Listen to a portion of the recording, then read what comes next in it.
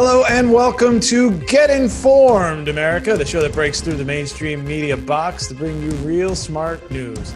Hi, I'm Dave Oakenquist. Joining me is the smartest man I know, who's the editor of InformedAmerican.com and contributor to WallStreetWireNews.com, Mr. Rodney Johnson. Rodney, how are you? I'm doing well, Dave. How are you? I'm great, Rodney. It's always a pleasure to talk to you. We don't get to talk every day as much as we used to, but it's great to connect once a week and break down the news over the last few days, some of the important stuff going on in politics and finance, and in many ways, how those two things work together. So I want to start, Rodney, with politics, but just as I was prefacing, and how that affects economics. And as maybe no surprise to our viewers, or not, at least not shocking, the World Health Organization recently came out warning against COVID-19 lockdowns, Rodney, due to the economic damage it causes. And not only that, there's also another official came out saying that government should stop enforcing these lockdowns, not just the economic impact, but also the health impact, people with cancer treatments and all that. But right now we're focusing on the economic impact. First of all, Rodney, I have some evidence for this claim. In fact, very cool. I have a chart, as what may surprise you. But what did you think of this? I'll call it an about face, particularly as we're seeing what we maybe second wave or first wave stuff. There's rumors about New York locking things down, and now in Europe, Italy again, France again, talking about restricting things. What did you think of this? These statements coming from the World Health Organization? Well, I think they're on point, right? It's something that you and I have been talking about since April. Is we're going to look back on these lockdowns and ask, is it worth it? And what we're finding now is no. And the economic effect. Clearly, you're taking away people's livelihood, the people that least can afford it, those who are the frontline workers, the people who are knowledge workers. I mean, we're in that group. You and I are working from our, respective homes, and nothing has changed for us except we can't spend as much as we used to. We're still, have our income. And so the people we're affecting are those that typically are that can least afford it. And so many knock-on effects, right? Tax receipts and, transportation systems and all sorts of things are being affected here. And they're finding it's not as useful for not spreading the virus. And they're going back to the model that Sweden had, that we've talked about, which is protect the most vulnerable as best you can, right? Do everything to protect the most vulnerable, and then tell everybody else to be commonsensical about it, if you want to use that term. Use some common sense and go about your life, right? Just don't be crazy. Let's go there. Don't be crazy. So does that make New York, based on the criteria you laid out, does that make New York City and New York State the worst performing? Because not only did they lock down, they did not protect the most vulnerable by sending COVID patients into nursing homes and killing tens of thousands. And not just New York, actually, New Jersey, Connecticut. We've seen some of this, Pennsylvania, Michigan. How does that look in retrospect, Rodney? Well, it's kind of ugly, right? I'm an optimist, and I tend to believe our better angels are with us. I don't think the governor of New York went out to say, hey, maybe we can kill grandma. That's just, I'm not there. I don't think Murphy down in Jersey did it. That's not what these people were trying to accomplish. They were trying to make the best decision with the information they had. Clearly people are going to spin it for what they want later. But on the face of it, the numbers are the numbers. You had an incredible number of deaths in nursing facilities and of the elderly. And yes, people were sent back to these facilities when they were already infected. So it is, you can't change that. We know what happened. But I don't think anybody's doing that now. Nobody looked at that and said, hey, that's a great practice. We should go try that down in Florida, or maybe, knock that out in Arizona. And so, again, I think people are looking back and saying, hey, we need to make the best decisions. And that's where I do struggle some, because some leaders, like the mayor of New York, appear to be just straight up obtuse, right? The information is there before them, and yet they won't make the decision that seems so reasonable. Yeah. And, Paris, France is doing this. France just went to a lockdown of the 9 largest metropolitan areas. Affects 20 million people, almost a third of their population. It's not a lockdown. They're going to have a curfew from 9 p.m. to 6 a.m. And it's like, and you have to show your papers. If you want to be out between those hours, you have to show papers that prove you have a job or, pre-planned travel to go get on a bus or plane or something. It's like, I'm not sure that's the best direction, because it hasn't shown to work. How about the idea that as a more of a civil libertarian type fellow, such as yourself, as you lean that way, did you ever imagine that we'd be checking papers in the streets in any circumstance, and that it would be so embraced by the media, the leaders, stuff like that. Did that surprise you? Well, it doesn't surprise me in Europe because Europe is not libertarian. In Europe, the state exists and you live within the state. In the United States, the state does not exist. It's an extension of the people. And those differences come out in things like this, where we've had state Supreme Court issues in Michigan and Wisconsin and others, where people said, hey, these are not correct. They can't do this. And they're winning. The state is losing. And those things would never happen in European nations because the state gets to do a lot of what it wants, as long as they call it for the greater good. Yeah. And so I'm not really surprised. I guess I'm just more disappointed that that's the direction France took. Yeah. Now, Rodney, back to this idea of affecting the statement from the World Health Organization official saying this was making poor people poor. And I suggested, and I said that there is some evidence to suggest that this is true. Let me pull up this chart and share this with you and everybody here watching at home. So this comes from the Washington Post, Rodney. It's a study of basically we'll call them the last 4 recessions, and coronavirus included. We've got 1990, 2001, 2008, and then the present circumstance. Now, this is basically job loss or growth stratified by income levels. And you can see, while the lowest earning is here in purple, and while they struggled over the last 2 more so than the highest earning, that they saw the biggest drop in jobs. The lowest earning people absolutely suffered the most during this coronavirus pandemic. And I think we could point directly to lockdowns. I mean, I don't want to call this surprising, but because it sort of confirms what you would already suspect, but it does show the absolute devastation done to that class of worker. It does. It actually shows something else. Faded out on that chart or grade were the second and third lowest tiers as well. And so a lot of people were hammered in this, particularly those who were among the lowest paid. And you think of the ticket taker at the movie theater, right? Movie theaters are just closed. I mean, just out and out closed. And so, the people working fast food and other things like that, where they're just gone. And then the second highest and first highest actually did pretty well.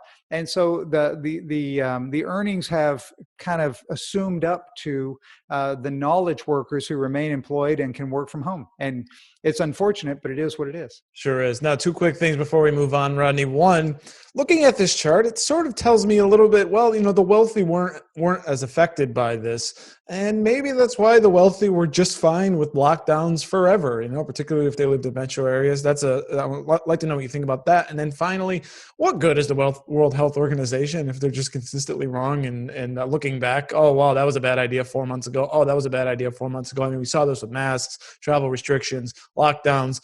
They seem to revise their position quite often.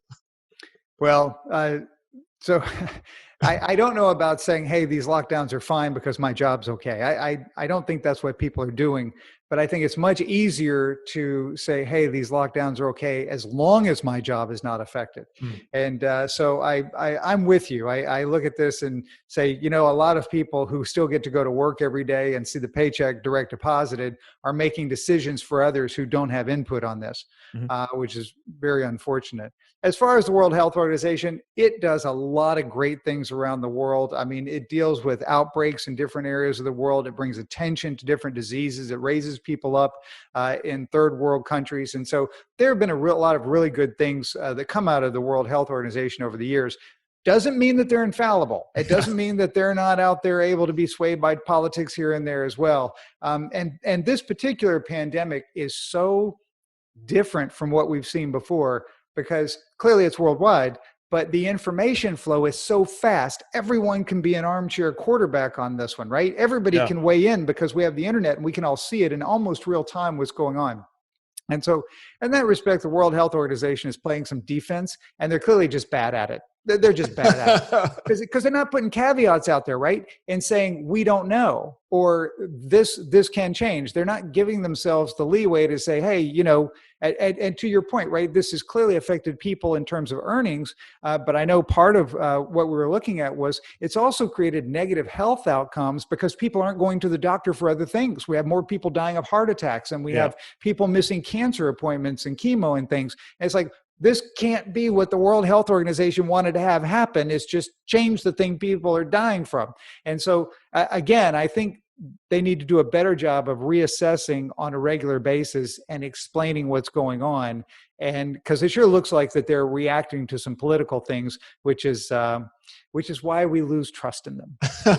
Well, very well done, Rodney. Thank you, Rodney. Let's move to the markets. Looking ahead just a little bit, you had a story here on InformedAmerican.com.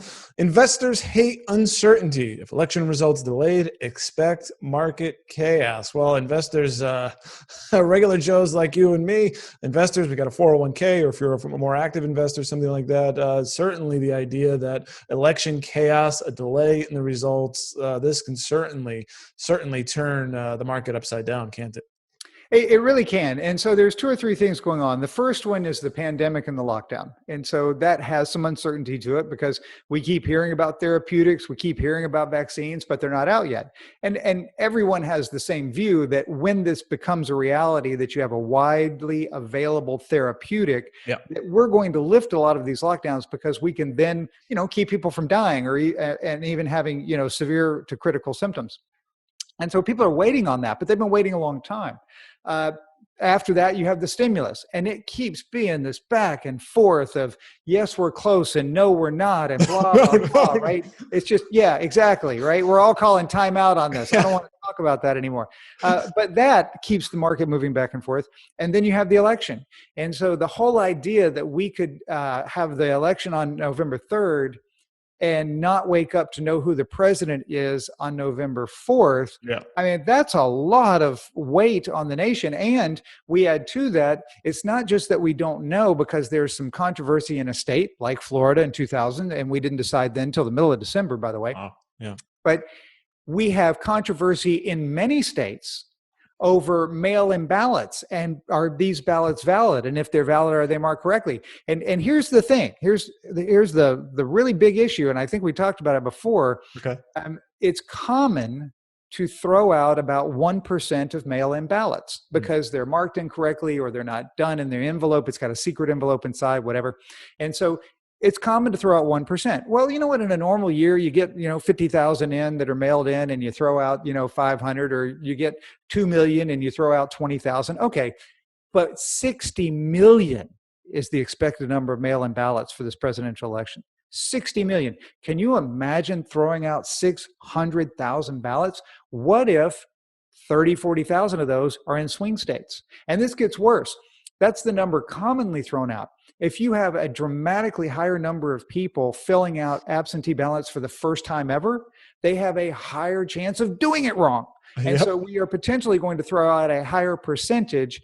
And man, if we're throwing out ballots in battleground states that are really close, the wheels come off and everybody's mad for however long. That's what the markets don't want. And so if the election looks like it's gapping, like Joe Biden is getting further ahead, which, I mean, the national polls say it. And yes, I recognize their polls. And yes, I understand the caveats in that. But that's what the polls say. Right. And so right now, people who are investing are feeling a bit more comfortable that we're going to know on November 4th who's president. Well, but still, I mean, we're setting up, and we've been seeing reports about this. I mean, you've walked through what could be a very, very bad and chaotic scenario. So Absolutely. So if you're an investor out there and you're thinking, God, we could see, and I think you quoted there in the article on InformedAmerican.com, if we could see a 10% correction, or if this thing drags on, there becomes, who knows what kind of a legal fight this could be in. If it particularly, I mean, you mentioned Bush versus Gore dragging into December. I mean, what if we're sitting here near Inauguration Day and what? Pelosi for a month? I don't know. So I mean that does bring about That's exactly a very what happens. There will be a new administration on January 20 by Constitution, and if we don't have a winner of the election, then it falls to third in line, which is the Speaker of the House. It will not be President Trump if there's not a clear winner. Good stuff there. So while that's going on, it could be a very, very bad environment for stocks. So if you're an investor, maybe you're looking for something else, maybe to hedge your bets. I'm thinking maybe precious metals, gold, silver, something like that. And as you mentioned, now I'm angry about the suggestion of stimulus, and we're not really talking about it here until there is a deal. But there is going to be one. Right. We're seeing rising inflation, more spending, more monetary stimulus, election chaos. The markets could be down for a while. Does that mean this could be an opportunity for something like gold or silver? Oh, I think so. And gold's been falling off lately after reaching an all-time high. And it really is trading with the balance sheet of the Fed more than anything else. And so as we look at what's going to happen here over the next several months, couple of years, everybody believes there's going to be a deal. Everybody believes that the federal government's going to expand their debt. Everybody believes the Federal Reserve is going to keep printing money, and the Federal Reserve is going to hold interest rates exceptionally low. And so that kind of sets up an environment that would favor precious metals when you're investing in dollars. And so, yeah, I mean, it's fallen off right now. I mean, maybe it gets back down to 1800 or so, but then it's probably got a run in it. So if people are looking for something that has a little less volatility to it and could do well when things get kind of ugly, that could fit the bill. Yep, absolutely. Could be a good opportunity for investors. Ronnie, something else that happened this week was Prime Days. Over the last couple of days, you also had a story here at informedamerica.com, which I just found hilarious and could be quite useful. Worried about an apocalypse? Use Amazon Prime Day to buy food that lasts a quarter century. And this is a 104-serving complete survival food kit. Has a 25-year shelf life, multi-use, ready-to-eat food. And actually, I pull this up on Amazon. Maybe I'll just share this too as well. If anyone, it's a giant. It's a giant bucket. ReadyWise emergency food supply. Well, I like the 25-year shelf life. And by the way, I did on this channel, I did review a 24-hour MRE kit, which has good points and bad points. But this is kind of a cool product for $150. You had some ideas of what people could do with this. Even though Prime Day is over, it's still selling for $150. So. Right. And to your point, I mean, I think you kind of went by it fast. It's 104 servings. I mean, for $150. So we're talking $1.50 a serving. I mean, Dave, think of all the money you could save on lunches over the next 104 days, right? You don't even have to save it for 25 years.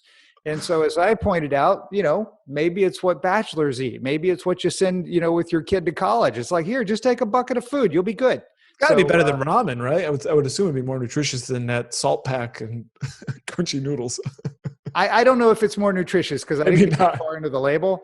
But you do have to add your own water. So it's not like it's completely self-contained, so to speak. But you know what? If you're looking for something that's going to save you down the road, if you can't get to the grocery store, just buy a couple of buckets, throw them in the garage and forget about them.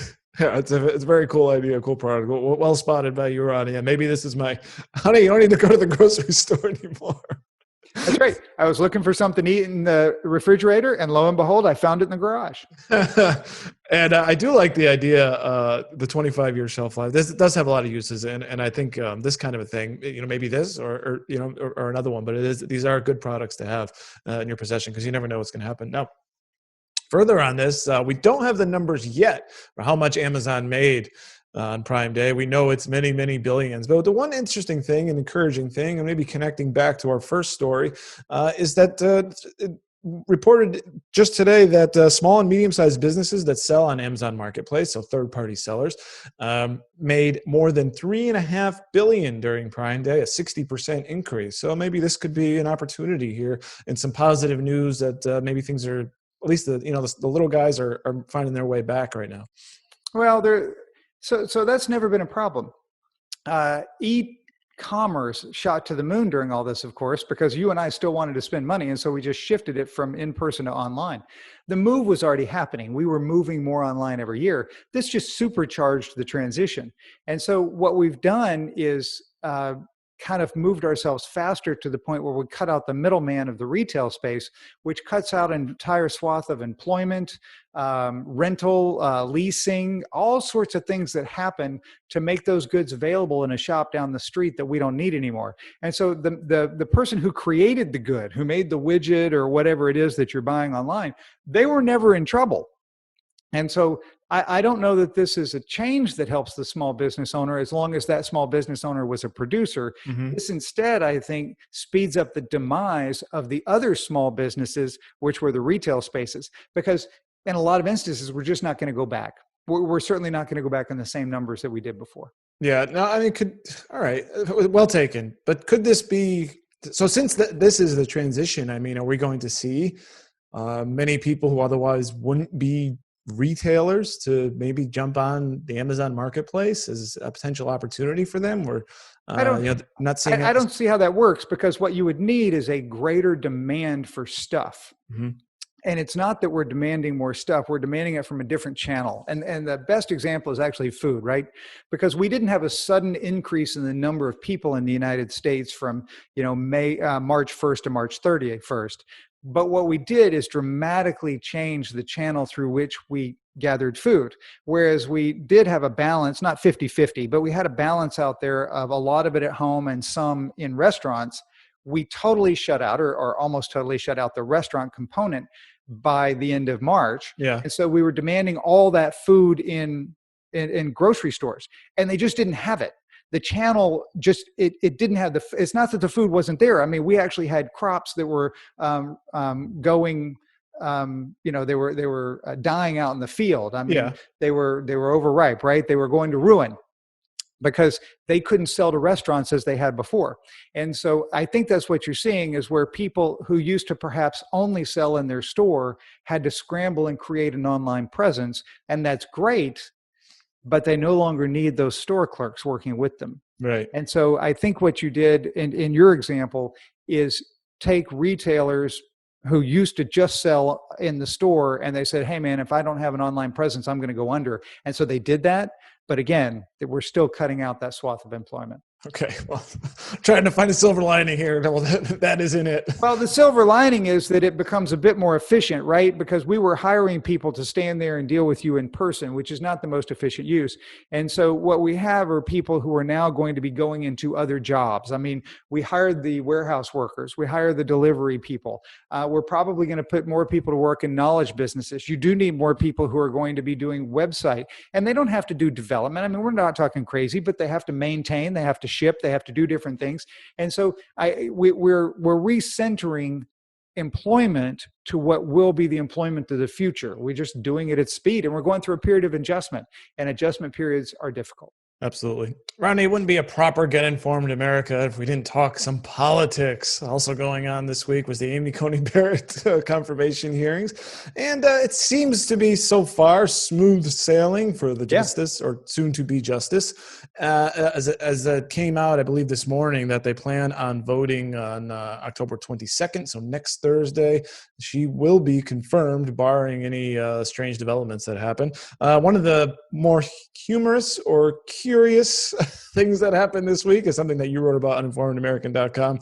Supreme Court nominee uses preference instead of orientation. So Webster's redefines the term as offensive. Now, this refers to the statement here was regarding sort of gay, lesbian, that sexual preference, that sort of thing. That was the term she used. And the quote here was, "I have never discriminated on the basis of sexual preference and would not discriminate on the basis of sexual preference." Now, that seems to be an indication, or at least a clear statement, that she does not and will not discriminate. But yet, Senator Hirono from Hawaii, always good to get a little dig in, said that's offensive. And then the internet, Rodney, rallied to this offensive charge, even to the point where it's now changed in the dictionary. Wow, it's amazing how fast the culture will move, Rodney. It is. And it was interesting because, Spartacus, otherwise known as Senator Cory Booker, got in on the act as well and said this was offensive for her to use preference instead of orientation because it implies that it's a choice, blah, blah, blah. Well, the word preference in the dictionary, one of the definitions, the Merriam-Webster Online Dictionary, one of the definitions was orientation, and it was then, semicolon C, sexual orientation. And so they had it right there. And it was on October 13, it was the day after she said this, that they did change it. And so that information is out there. They were clearly pandering to this. Well, Joe Biden used this term back in May, and a lot of people use the term. It's not an offensive term. It's a term, right? But people can choose to be upset about things. I take this as an incredible sign that the senatorial hearings on this were so calm about this. They were looking for something to be upset with her about. They were not going to go after her Catholicism, which was the big thing people were talking about leading up to this. And I think it's because the Kavanaugh hearings turned out so badly. I mean, it made them look terrible. And so they couldn't go down that road again and attack like they did, particularly attacking a woman. And so they did not. And so they kind of stuck to their talking points. They did bring up issues, whether you think they are rightly concerned about them or just showboating, it doesn't matter. They brought up concerns that I think a lot of Americans, some percentage of Americans would say, hey, I want to hear about that. Yeah. And Barrett gave the exact non-committal response that every nominee since Bork has given, which is, I can't talk about anything that might come before the court. And they're like, well, what do you think? I can't talk. And so that's become their job, is to disavow any thought they might have ever had in the history of their life on legal things, which they've spent their entire life studying. And it's silly the way we do this, but I think it was much more cordial this time around because of Kavanaugh. And it's remarkable that it has gone through this. And the only thing we have is this one preference versus orientation thing. Yeah. And by the way, I do also, just to tack on, so just to prove your point, certainly here's a quote tweet from the Advocate mag, and to come from history to be able as now as a director to be telling this is quoting a story about young people who are just comfortable who they are no matter what their sexual preference is. It's just glorious and so satisfying. I mean, no problem there. But that was Rodney, that was a long time ago. That was back on September 25th of this year. Well, and the Advocate magazine being a magazine geared toward that community. Absolutely. And so, yeah. As I said, the terms have been interchangeable for a long time. For them to, feign some, incredible offense at this tells you there's really not a lot going on. Now, I could try to untangle this preference logical Rubik's Cube, but I'm not going to go down there. We'll leave it all for you to decide on your own if this makes sense or not. But back to the Kavanaugh thing, yeah, it was an absolute disaster. And I remember before these hearings, Rodney, I asked you if senators were going to ask Amy Coney Barrett if she ever engaged in a devil's triangle or was a gang rapist or anything like that. Thankfully, you said no, and they didn't. Although Senator Hirono also asked her if she had ever sexually assaulted anybody. So I don't know, maybe that's just standard job practice now to ask. Maybe it's embarrassing. I don't know. But yes, I do agree. I think what came, it was truly a nothing burger, right? As much as they tried to do, there's really just nothing there, right? As much as if this is the worst that they got was a simple offensive statement, call it that, then she seems to have acquitted herself well, and it seems like President Trump picked the right woman, and it remains to be seen if voters are how they're going to look at this. Do you have any thought either way on this? And now that this battle is done, seemingly, and that she will be confirmed shortly before Election Day. What are your thoughts on that? Well, I think voters are going to see it the way they did a week ago. I don't think this changes anything. The people who are upset that she's being confirmed so close to an election, a contested election in which Trump either could or could not get a second term, they're still going to be upset because that hasn't changed. It's not her; it's the process.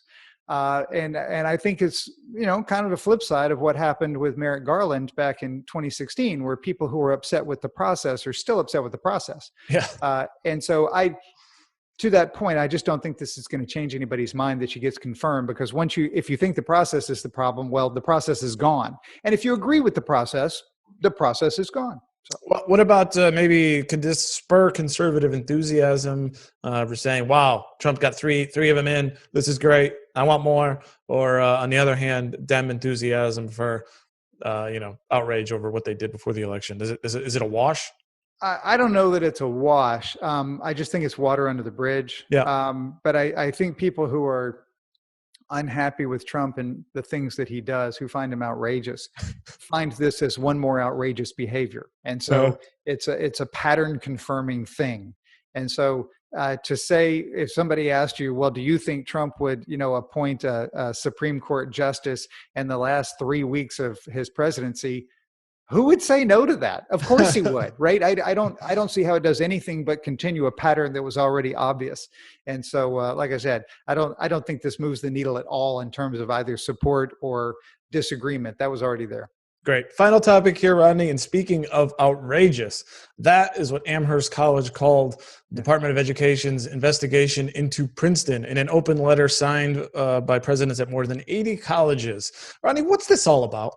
I love this. And so the president of Princeton University wrote an open letter about a month ago maybe it was a little more than that, but it was certainly within the last 45, 60 days, saying, the whole country is racist. We have a history of all this. Racism is everywhere. It's horrible, whatever. Just like math. Also a story on informedamerican.com. Yes. And the president of Princeton went on to say, we all have a part in trying to correct all this, and racism still exists even in our own community here at Princeton University. Mm-hmm. And so he goes on, well, a lot of people look at it and they, whether you think, it is or it isn't, the guy just wrote that they are racist at Princeton, that the people who run it are doing things that are racist today. That is literally what he wrote.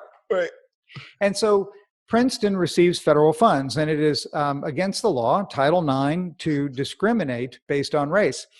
And so Princeton receives federal funds in the form of student loans. When you get a student loan and then you pay your tuition, that's considered receiving it, which is why, some schools don't take student loans. And so, or like that. And so anyway, the Department of Education sent an inquiry letter to Princeton going, hey, you said you were racist, and we would like for you to show us this because you're breaking the law. And they asked for a spreadsheet of specific instances of racism, being the person who was, the victim of this, the people, and the action that was the racism. And so they said, essentially, prove it. If you're telling me you're racist, if you're holding out to the world that this is it, clearly you broke the law, prove it. And so Princeton is like, well, what do you mean? I was just kind of, and then they don't go on to say being politically correct and everything. Virtue signaling. So Amherst and Wesleyan, the presidents of Amherst and Wesleyan wrote a letter saying it's so outrageous that you were going to investigate them. This is horrible. They said, racism exists. It exists in our own institutions. And you got to think to yourself, hey, wait a second.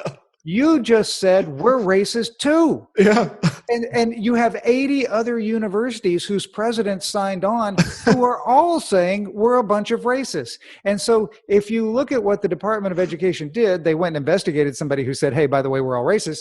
They now have a whole list of schools who are raising their hands. And as I wrote, it looks like the Department of Education is going to be real busy, because I imagine they're typing up letters right now to send to all of these schools saying, send me the spreadsheet that tells me who you were victimizing as you put your racist policies out there. So by virtue signaling, they may have indicted themselves.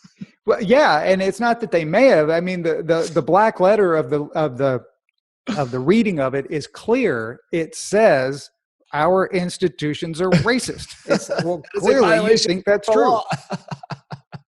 I don't know what you do with that. Me too. Oh yeah, me too. I don't know. So I appreciate the point of what they're saying, but I don't know how we got so far down the road of absurdity to where this is what people would say out loud without recognizing the logic of what they're putting out there. Yeah.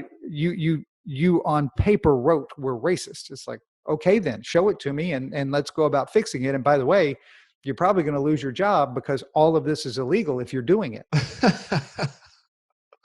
Well, this is sort of the ever-changing definitions of language and stuff like that. I think, but I would assume there is a federal definition of what that actually means, whereas they were trying to describe some, I don't know, amorphous thing out there. But if you're going to claim it, then yeah, this is going to be a problem. Well, I believe these people to be intelligent, and so I certainly believe I have some, inkling of what they were trying to say, but I'm not going to help them. No, because this is how we all get here, is by saying, oh, well, they just meant, or, oh, they were trying to talk about. And we don't need that. What we need is for people to speak plainly about issues before them and how they're going to address them.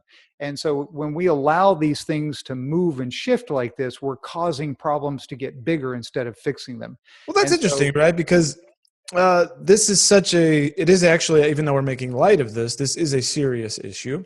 Right. And certainly there could be violation of federal law. And it can and does harm people. But if we're going to play fast and loose with defining that term and what that harm is and does, that's a problem too, right? That's my point. And so I'm with the Department of Education for calling them out, because we've gotten to a point where everybody is doing this. everybody, right? You see many institutions that are claiming these sorts of things. You see private businesses that are claiming this sort of thing. And you have to show it to me. You just claiming this because you think it goes down some positive road for you. I don't understand, because if you can't identify it, then tell me what you're going to do to make it better. If it's like saying the first step in solving a problem is to identify the problem. And so to say there are racist outcomes in the United States is easy. To then turn around and say what's the policy that creates this is hard. And so I don't want us to let the easy language stop us from identifying the hard things that can help us move forward as a society. And that's exactly what we do when we let these people get away with saying such things. Absolutely. Great point, Rodney. I want to thank you for coming on. Of course, all of you, head on over to informedamerican.com for the stories that we talked, and Wall Street Wire News to get all today's market in minutes. Rodney, wow, you know what? Let me just start that exit again. Thank you, Rodney. Well said. Very well said. I have nothing to add to that, because I think anything I will say will just will detract from that great summation. I want to thank you for coming on. Also, if everyone here watching this on YouTube, please hit the like button and subscribe to this channel. If you're watching on Facebook, love it if you hit the like button, share this video with your friends. And then we want you to head on over to wallstreetwirenews.com, where you can get today's market in minutes, and informedamerican.com, where you can get real smart news. Rodney, looking ahead, what's going on in the world of politics and finance? If people head on over to our two sites, what kind of stories do you think they expect to find? Well, the two are coming together. Politics, it's about this stimulus. Can they actually do anything? President Trump said he would support more than 1.8 trillion. And so he's getting awfully close to the 2.2 trillion that Nancy Pelosi said she was offering last. And it's going to come down to the Senate, where some at-risk senators are still kind of holding this up. But that informs the markets, who are looking for this to help, rebound and bounce off of what became a difficult week. We do have earnings, and we've seen some banks come out with earnings. A couple of them did pretty well, like Goldman had some good trading, but then Wells Fargo, they have a lot of commercial space loans outstanding. That's not a good thing. And then, of course, we're going to get the numbers on Amazon's Prime days, not just day. And then it's all leading up to the election. I mean, we're in the final stretch now, and everybody's going to be trying to gauge what's happening in the swing states. So that's going to be the thing. Absolutely. For Rodney Johnson, I'm Dave Okenquist, telling you to get informed, America. You've been listening to Get Informed, America, brought to you by the Informed American Radio Network. Please like and subscribe today in order to get new exclusive weekly episodes. Any questions, thoughts, or comments can be sent directly to info@informedamerican.com. And don't forget to visit informedamerican.com to keep up with real, smart news. Until next time, fight fake news and find common ground.